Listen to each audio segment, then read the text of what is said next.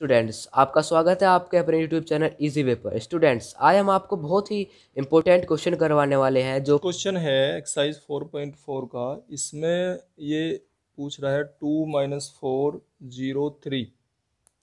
हमें इसमें उपसारणिक और सहखंड उपसारणिक और सहखंड दोनों निकालने हैं। देखो उपसारणिक जो है इसमें कह रहा है, एक तो हमारे से निकालवाने के लिए कह रहा है ये उपसारणिक। उपसारणिक को बोलते हैं माइनर। पहले सबसे पहले एम, देखो ये जो एलिमेंट है इसको, ये A11 है, ये A12, ये A21, ये A22। तो हर एक एलिमेंट के लिए अलग अलग माइनर निकलते हैं। कैसे निकलते हैं?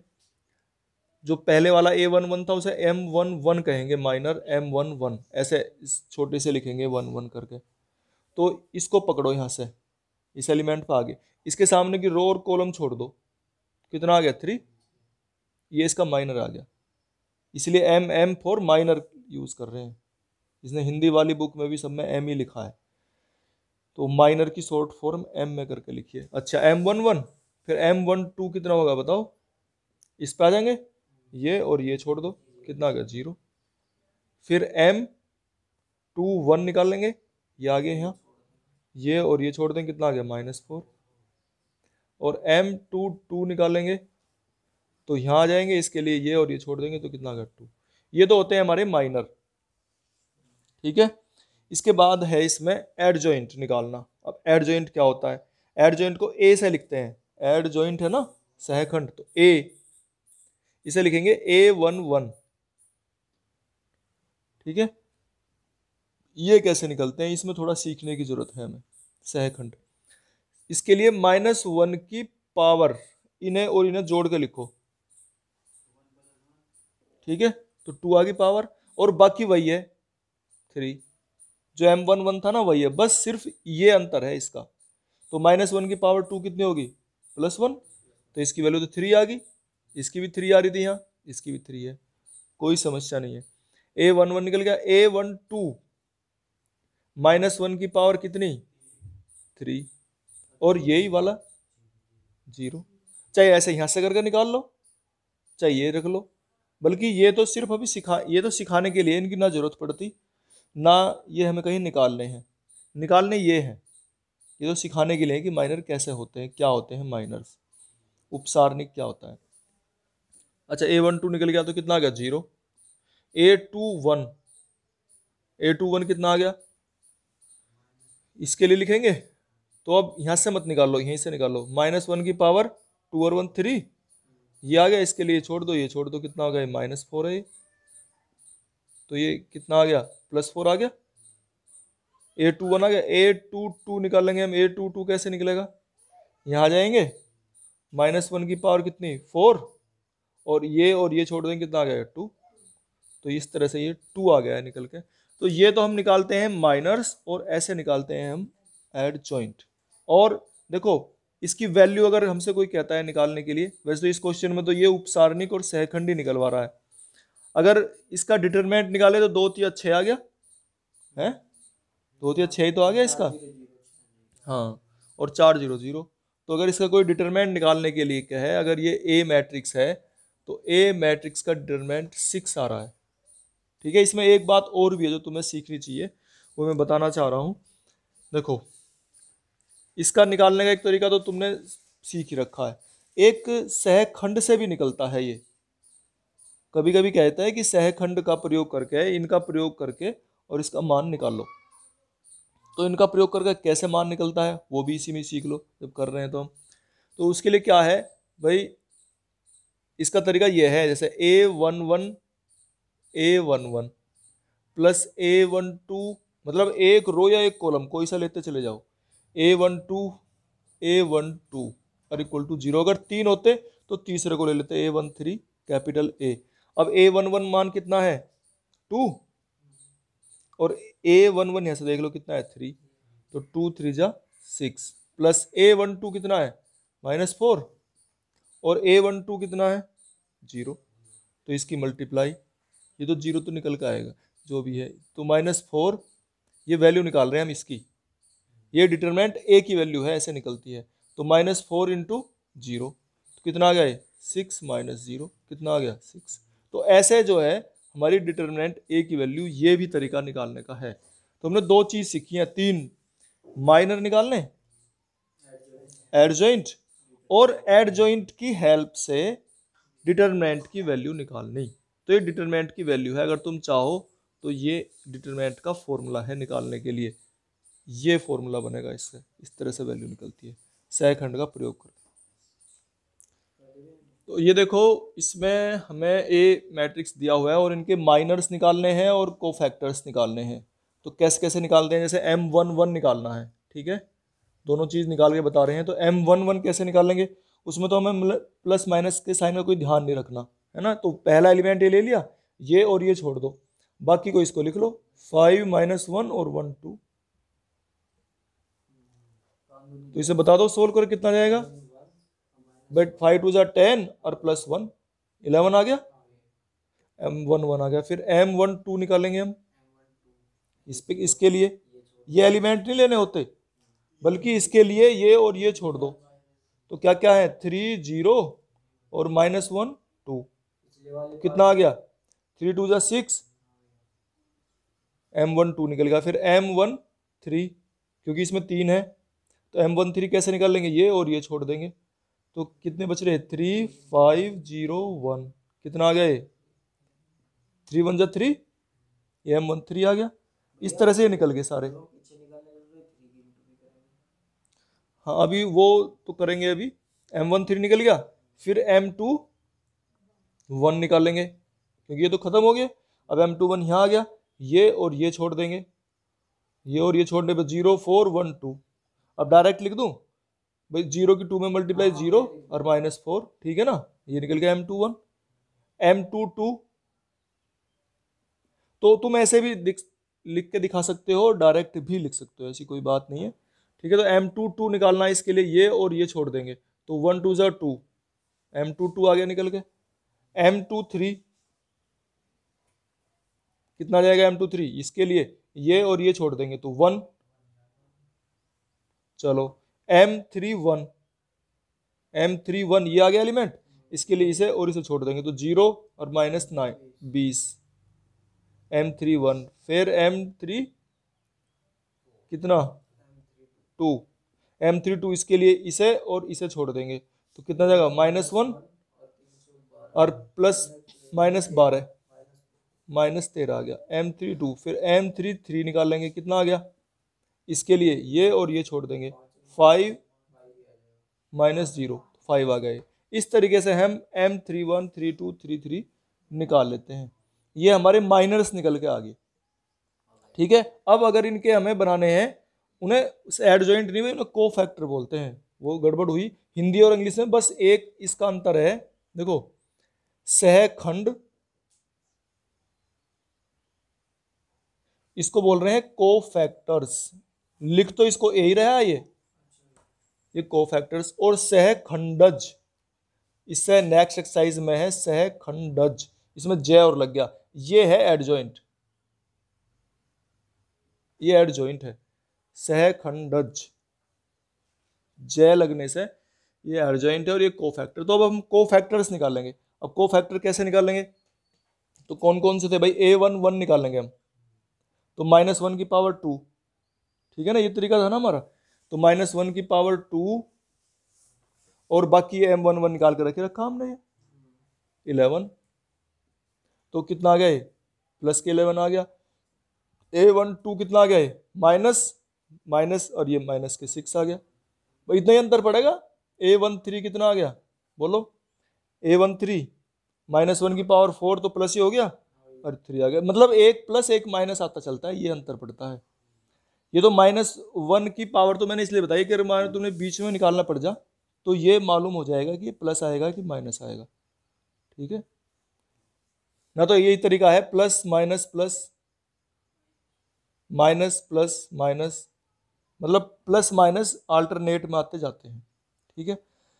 लेकिन अगर डायरेक्ट निकालना पड़ जाए तो फिर कैसे एकदम तुम्हें ऐसे ना पता लगा पाओ या कोई बच्चा गड़बड़ कर दे, तो उसके लिए तरीका यही है कि -1 की पावर इनर कर लो, इससे आसान तरीके से निकल जाता है।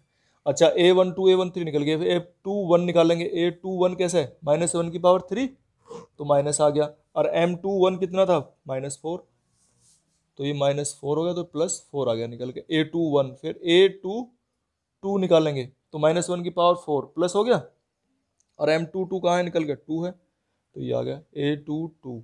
A23 -1 आ जाएगा यहाँ से, है ना, 2 और 3 5 आ रहे, तो A23 M23 कितना 1 है, तो ये 1 आ गई वैल्यू माइनस की। A31 कितना आ गया, -1 की पावर 4 प्लस होगी, और M31 की वैल्यू कितनी, -20, तो -20 आ गया A31। फिर A32 -1 आ जाएगा, और ये था -13, तो ये +13 हो गया A32। फिर A33 निकालेंगे हम, -1 की पावर 6, तो प्लस होगी, और ये 5 है, तो प्लस के 5 आ गया आंसर। तो इस तरीके से हम निकाल लेते हैं कोफैक्टर्स। ठीक है, तो ये कोफैक्टर्स निकाल रहे हैं हम, अभी निकालेंगे तो यही है, तो ये वही चीज सहखंडा जी निकाल रहे हैं, लेकिन अभी बताएंगे नेक्स्ट एक्सरसाइज में। सही चल रहे हैं हम, ऐसी कोई दिक्कत नहीं। तो कोफैक्टर्स हमने निकाल दिए हैं ये। अच्छा, इसमें अब फिर मैंने बताई थी इसकी वैल्यू भी निकालनी, यही सीख लो फिर है। तो इसकी डिटरमिनेंट की वैल्यू कैसे बताई थी निकालनी, अगर हमें डिटरमिनेंट ए निकालना है, तो A11 capital A11 plus A12 capital A12 और प्लस A13 और कैपिटल A13, इन्हें रखो इनके मान। A11 का मान 1 और कैपिटल A11 का मान 11, तो 1 की और 11 की मल्टीप्लाई, प्लस A12 तो 0 ही है हमारा, 0 आ गया है, तो सारा ही। A13 कितना 4, तो प्लस के 4 और मल्टीप्लाई किससे करेंगे, A13 से। A13 कितना था 3, तो इनकी मल्टीप्लाई कर लो, 11 कम 11 आ गया, और वो 12 आ गया, दोनों जुड़ जाएंगे, कितना हो जाएगा ये 23। तो ऐसे भी करके हम इसकी वैल्यू निकाल लेते हैं। सहखंडों का प्रयोग करना है एड कोफैक्टर्स। हमने बताया था ना कल, सहखंड को क्या बोलते हैं, कोफैक्टर बोलते हैं। तो कोफैक्टर का प्रयोग करना है हमें, क्या कैसे निकालने, इसने हमसे कहा है तीसरे स्तंभ, तो थर्ड कॉलम जो है, थर्ड कॉलम ये है, इसके निकालने हैं सारे। A13 बताओ, A13 कैसे निकलेगा, -1 टू द पावर कितनी, इसको और इसको ऐड कर लेंगे 4, और इसके लिए ये और ये छोड़ देंगे, ठीक है, इसको और इसको छोड़ देंगे, और YZ की मल्टीप्लाई करेंगे। तो इसके लिए इस एरी से छोड़ो जरा, क्या बचेगा, यू Z और -Y, ठीक है, ये आ गया, ये A13 आ गया, ठीक है। अभी वो जो मल्टीप्लाई करनी तो उसे बाद में करेंगे जब निकालना हमें। तो A13 अब -1 की पावर 4 कितनी होती है, +1, तो ये कितनी आ गई वैल्यू, Z -Y।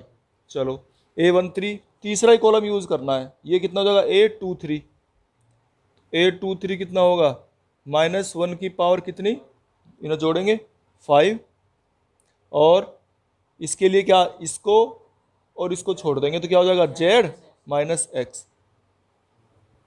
ये आ गया। -1 की पावर 5 क्या होगा, माइनस, तो ये जगह -Z + X, तो X प्लस का और Z माइनस का, ये आ गया। A23 फिर क्या निकालेंगे,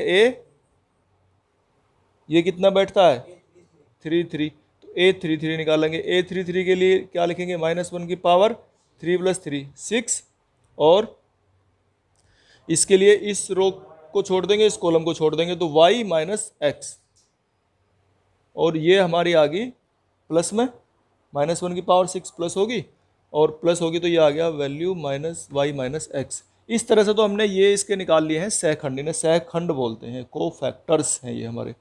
अब इन कोफैक्टर्स का यूज़ करके हमें इसकी वैल्यू निकालनी है, डिटरमिनेंट की वैल्यू। तो डिटरमिनेंट की वैल्यू देखो, ये जो सिंबल बना है ना डिटरमिनेंट की वैल्यू के लिए है ये। अच्छा, अब कैसे बताया था वैल्यू निकालने के लिए, जैसे इनको लिख रहे हैं, तो इन्हीं के साथ में हम यूज़ करेंगे A13, ठीक है ना, प्लस A23 कैपिटल A23, ये सहखंड है कोफैक्टर्स, प्लस A33 और A33, ये आ गया। अब क्या करेंगे हम, A13 वैल्यू कितनी, YZ, और इसे लिखो कितना है ये,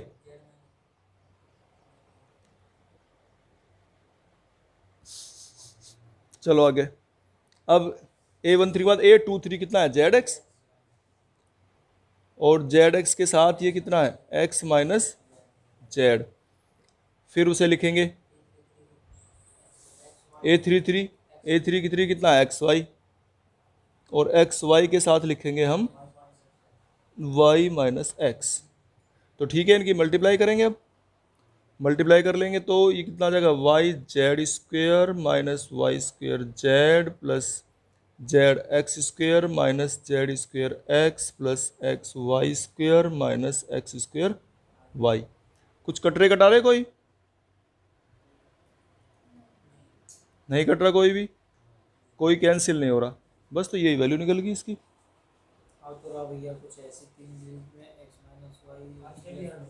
तो इसने इसे फिर वो कर रखा है सोल्व, ठीक है ना, तो कॉमन लेके इसे सोल्व करो। चलो अब देखो, जैसे इसने ले रखे थे ऐसे तो कुछ ये सोल्व हो नहीं रहे थे, हैं, तो फिर कैसे सोल्व करें इसे आगे। अब देखो, अब इसमें इसका सोल्व करने का तरीका ये है, या तो x की पावर वाले या y की पावर वाले या z की किसी एक की मैक्सिमम पावर्स को यहीं लिखेंगे हम, बड़ी पावर को।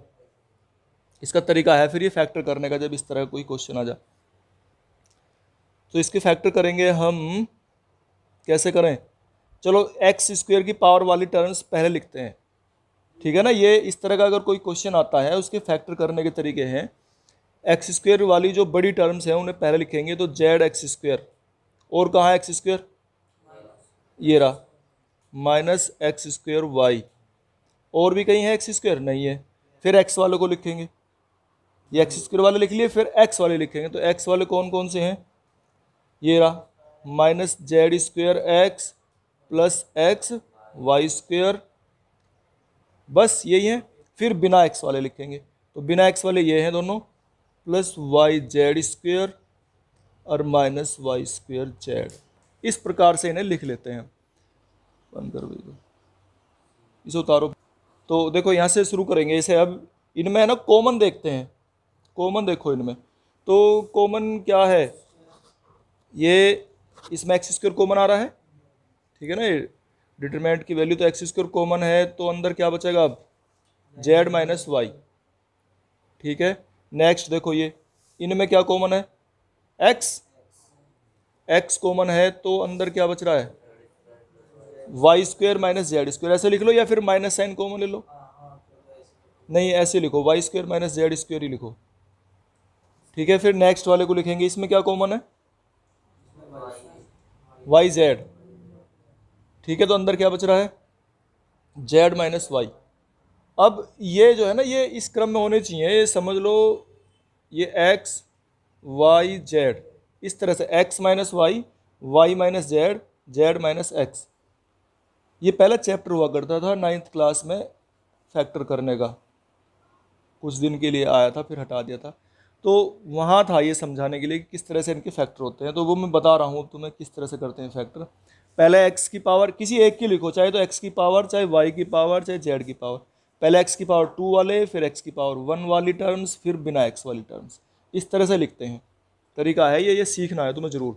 अच्छा, अब इसके बाद क्या करोगे, अब मैं बता रहा था इसमें x minus Y, Y minus Z, तो y माइनस जेड आना चाहिए, है ना। तो इसमें y माइनस जेड यहाँ तो ठीक है बन रहा है, लेकिन यहाँ नहीं बन रहा, यहाँ नहीं बन रहा, तो क्या करेंगे, माइनस साइन कॉमन लेना पड़ेगा इनमें, ठीक है। तो माइनस साइन कॉमन ले लेंगे इनमें, जैसे यहाँ से माइनस साइन कॉमन लेंगे तो ये हो जाएगा y माइनस जेड। इसको, ये तो बन रहा है तो इसके फैक्टर कर लेंगे y प्लस जेड और y माइनस जेड, ठीक है। और इसमें भी हमें माइनस साइन कॉमन लेना पड़ेगा, तो कितना हो जाएगा ये y माइनस जेड। अब देखो पूरे इसमें, पूरे एक्सप्रेशन में y माइनस जेड कॉमन है सारे में, ठीक है। तो y माइनस जेड कॉमन ले लेंगे हम। अब अंदर क्या बचेगा, ये देख लो, ये कॉमन आ गया, यहाँ से एक कॉमन आ गया y माइनस जेड, तो ये बचा माइनस x², यहाँ पे बचेगा प्लस इसके अंदर मल्टीप्लाई कर लेंगे X Y plus X Z, ये वाली टर्म्स जो हैं, और इसमें वाई माइनस जेड कॉमन ले तो माइनस के वाई जेड, ये बचा है। अब इसे सोल्व करना है, कैसे सोल्व करोगे? तो ये वाई माइनस जेड आ गया, फिर क्या करोगे? इसमें से क्या कॉमन आ रहा? एक्स, तो एक्स कॉमन लो। एक्स कॉमन लेने के बाद में एक्स माइनस वाई की तरह बचना चाहिए, ध्यान रखना। तो क्या कॉमन ले? माइनस एक्स, तो अब ये एक्स माइनस वाई बचेगा, ठीक है। इसमें से कॉमन लो, क्या कॉमन आ रहा? जेड, तो जेड कॉमन लेने के बाद क्या बचेगा? एक्स माइनस वाई, ठीक है। अब देखो इन दोनों में एक्स माइनस वाई कॉमन आ रहा पूरा अंदर से, तो वाई माइनस जेड तो ये बाहर है ही, एक्स माइनस वाई कॉमन ले लिया, अंदर क्या बचा? Minus x plus Z. अब इन्हें सही करके लिख लो इन्हें, ठीक है।